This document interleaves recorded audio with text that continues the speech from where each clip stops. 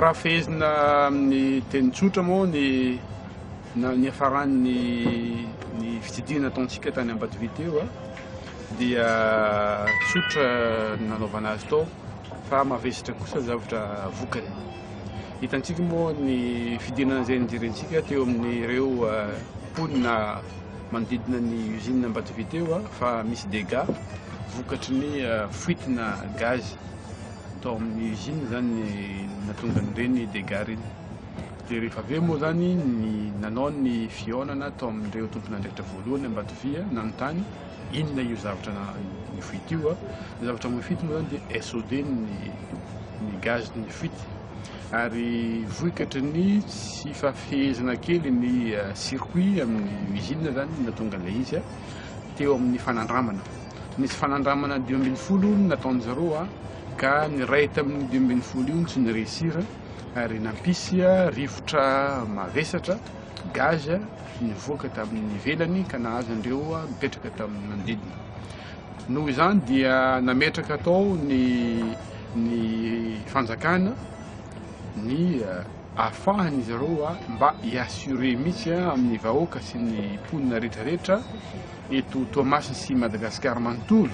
ny tsy iverenan'ny zavatra sahala amin'io zany. Dia faharoa nijerena ihany koa inona ny assurance omenjareo amin'io usine io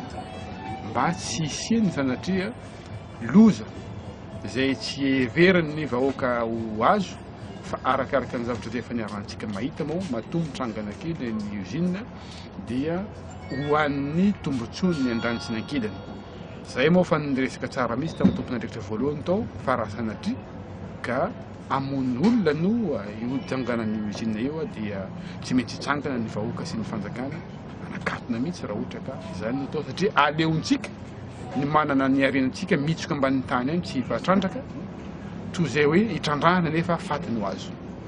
Ary zay zavatra zay moa tena napetraka mihitsy atao anatin'ny firesahana entitra amin'ireo tompon'andraikitra voalohany tao amin'ny Ambatovia. Eo ihany koa moa nametrahana ihany koa manomboka izao hisian'ny transparence totale eo amin'ny fanjakana sy ny mpiara-nombinantoka rehetrarehetra mba ahafahana mamariparitra sy miaro amin'izay azo iarovana amin'izay mety fitrangan-javatra satria usine ngeza be ohatran'io dia tsy maintsy misy fahasarotany hatrany ny fifehezana azy. Aleo samy miara-mientana samby hijery eo samby hiaka précaution daholo ny rehetrarehetra ary zany dia miainga amin'ny alalan'ny fahafahan'ny Ambatovia manome ny zava-misy tanteraka ao aminy mba ahafahantsika miara-mandiniky. Nodinina atao ihany koa moa zany amin'ny ankapobeny ny fomba fiheverany zaniky ny Tamatave fa tokony mba ho isan'izay priorité amin'ny asa ao Ambatovia satria zavatra tranga tatoato dia nahitana mihitsy fa manomboka ho adininy Ambatovia mihitsy ny filazana hoe 40-60 izay efa napetraka mihitsy hoe tokony ativa amin'ny faritra no bénéficier voalohany amin'ny alalan'ny asa amin'ny fitrandrahana izay ataon'jareo eto amin'ny toerana misy ny usine zany. Dia noresana ihany koa moa atao ny ananganana